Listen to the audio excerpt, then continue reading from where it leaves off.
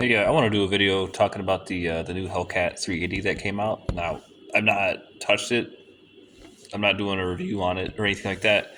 But this is a good direction I see firearms going into is having a lot of these micro nine platforms, but chambered in a smaller round.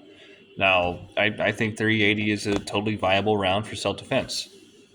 And with the 380, I mean, you get generally an easier rack to slide, and you get less recoil.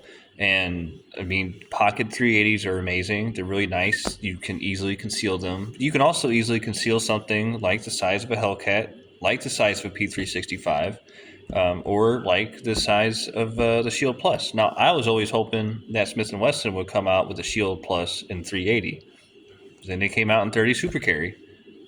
I don't know. I was kind of hoping for a 380 after that at some point, and then they came out with the Bodyguard 2.0, which I've actually had my hands on. It's nice, but it's still a pocket 380, which can be a bit of a handful for inexperienced shooters, especially inexperienced shooters who want to get into the world of concealed carry and reliably, comfortably carry something on the person at all times.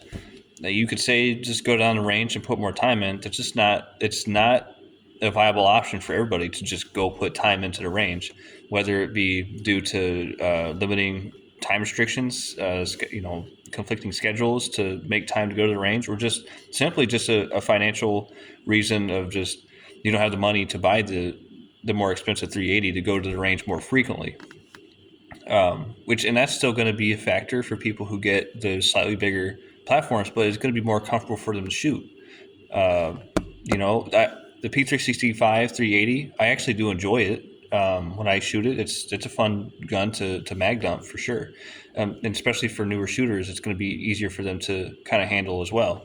Now, what I see the Hellcat 380 doing is that it looks like it's the same dimensions as the Hellcat 9, whereas the 365, from what I've seen, is just slightly thinner all around on the frame, which makes the holster compatibility just a little bit more not as snug as like the full 365. I'm not sure if they have dedicated 365 380 holsters, but the people from what I've seen do reviews on the 365 380, they say that the fit for the holsters on the 365 380 and a 365 holster is just not the same as putting a 365 in. And I think the Hellcat 380, from what I've seen, is the same dimensions, just a little bit lighter due to the shaved off weight of the smaller barrel. But other than that, it looks like it's the same all around.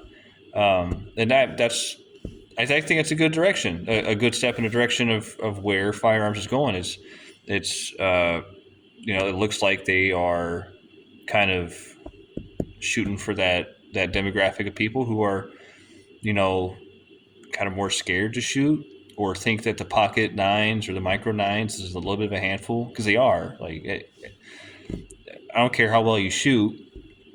Shooting just for instance a P365 compared to like a Glock 26, those are both small guns, but the Glock 26 has significantly less recoil than the 365.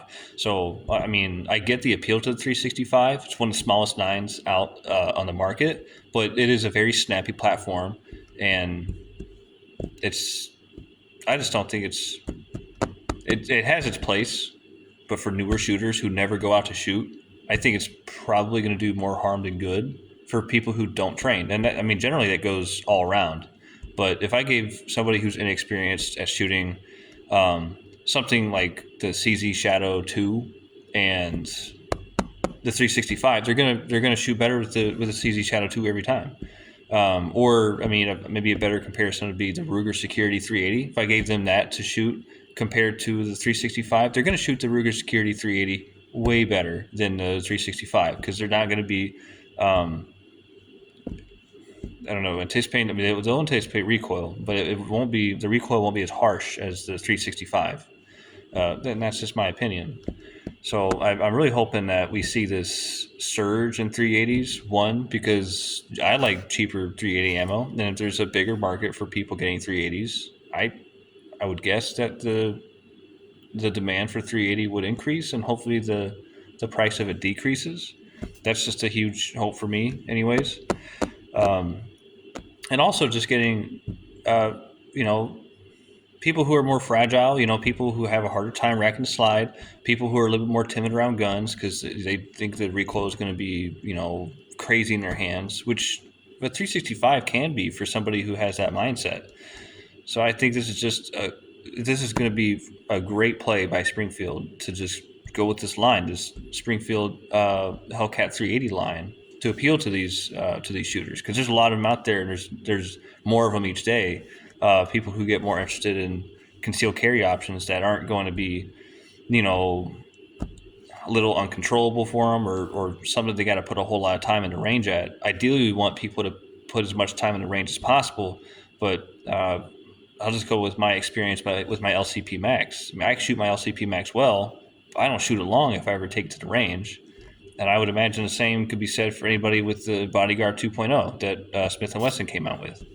It's a nice gun, but it's not something you're just going to go plink at the range with, or go through, multiple boxes of 380 with. One, because of the price of 380, and two, because it is a handful. I mean, it is a lot more comfortable than the LCP Max, for sure. I still prefer the LCP Max, but that's just my personal preference. But even when I get the LCP Max out to practice with, I'm doing maybe 15 or 20 rounds. That's it. I don't want to do any more than that. But if I had something like the 365 380 or something like the Ruger Security 380, yeah, I could do a box or two of that if I really wanted to. And where the 365 380 also kind of falls at is the price point. SIG, they just overprice most of their products, and I honestly don't think any of the current SIGs are really worth it. Personally, I think any SIG that's double action, single action, steel frame is a good bet. Anything else that's like newer and polymer framed is, again, I have personal preference. If that's your go-to and you stand by them, then that's more power to you.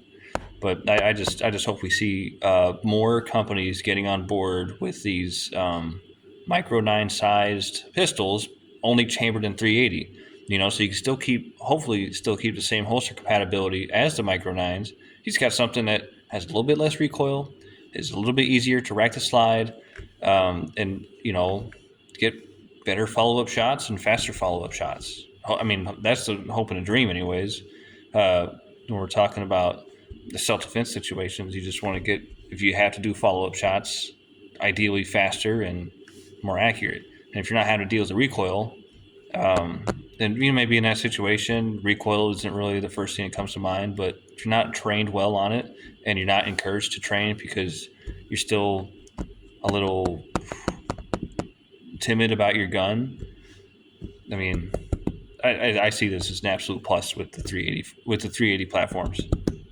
I just, I don't know if what other companies could come out with something. I mean, SIG's got theirs, now Springfield. Smith & Wesson, you could kind of count the Bodyguard 2.0, but it's still a little too small for what I'm hoping to see continue. But I don't know. Hopefully more companies just follow this trend. That's all I got on this. And hopefully I pick up one of them Hellcat 380 soon and I can do a video on it for y'all.